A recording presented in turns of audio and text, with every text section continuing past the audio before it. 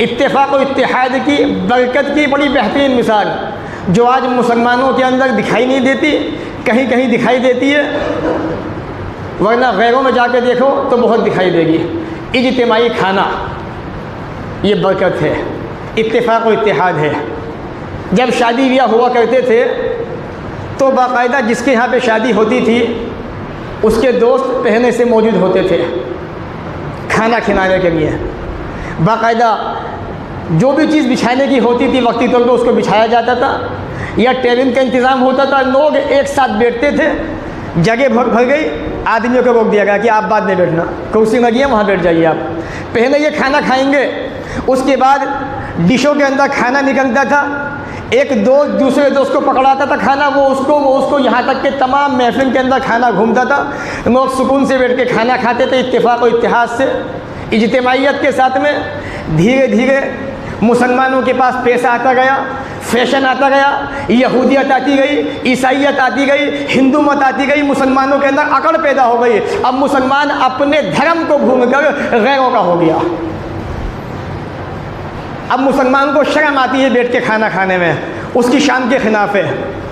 उसकी जो जेब ये मोटी है ना, उसकी मोटी जेब उसको बैठने नहीं देती गरीबों के साथ में, खड़ा नहीं होने देती गरीबों के साथ में। वो चाहता है कि मेरा स्टेटस कुछ और है।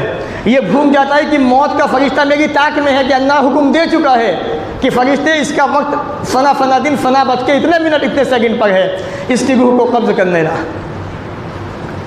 तो इंसान कहाँ से कहाँ पहुँचा। बरकतें होती थी, रहमतें होती थी, खाना बचता था। अगर 100 आदमी की दावत है, 2-3 देगे बनी, उसमें से खाना बच गया। क्यों? खाना बैठ के खाया, जितनी ज़रूरत थी उतना खाना निकाला। अब देगे बनती है 50-60, खाने वाले ऐसे टूटते हैं कोई शायद दुश्मन पे न टूटता हो ऐसे। अगर जिहाद का मसला हो जाए मैदान जंग के अंदर, आप ऐसे टूटेंगे नहीं दुश्मन के ऊपर जिस तरह आप फ्राई को देख के और कबाब को देख के उस पर टूट पड़ते हैं। नतीजा क्या होता है? जगह जगह कोनों के अंदर फ्राई पड़ा हुआ है, कबाब पड़े हुए हैं, मुसलमान खाने की बेहुरमती कर रहा है। अल्लाह की बरकतें ख़त्म हो गई, अल्लाह की रहमतें ख़त्म हो गई।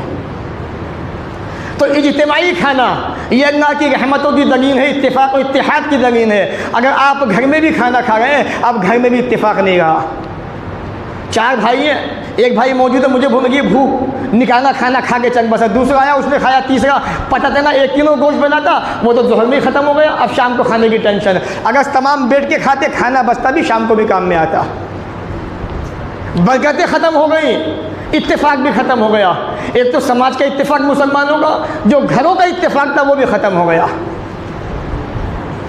घर के अंदर बहू मौजूद है, सास से कभी अनबन हो जाती है, होती रहती है, उसने धीरे से अपना खाना निकाला, अपने कमरे में जाके बैठ गई, चुपचाप खा के बैठ गई। इधर सास माँ के नहीं खा गई है, उधर कोई सिस्टम नहीं है, सब ख़त्म हो चुका। तो इज्तिमाई खाना इत्तेफाक और इत्तेहाद की ये बहुत अहम मिसालें, बेहतरीन मिसालें, बरकत भी है, रहमत भी है।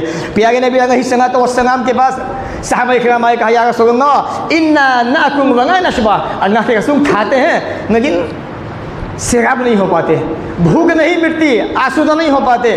कहना लअन्नकुम तफ्तरिकूना, शायद तन्हा तन्हा जुदा जुदा खाना खाते हो, एक साथ खाना नहीं खाते। कहना नाम, कहा कि हाँ सही है। फजतमिउना ताअमकुम, प्यारे नबी ने कहा अपने खाने पे इकट्ठे हुआ करो, इकट्ठे खाना खाया करो। वज़्कुरुस्मल्लाहि अलैहि, अल्लाह का नाम लेके खाना खाया करो। युबारकुम फीह, तुम्हारे खाने के अंदर बरकत पैदा कर दी जाएगी।